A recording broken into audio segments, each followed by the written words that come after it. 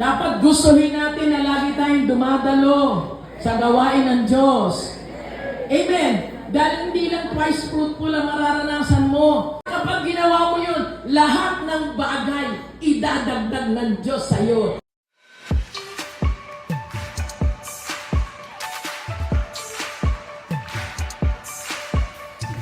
Gather up all my affections, direct them to you.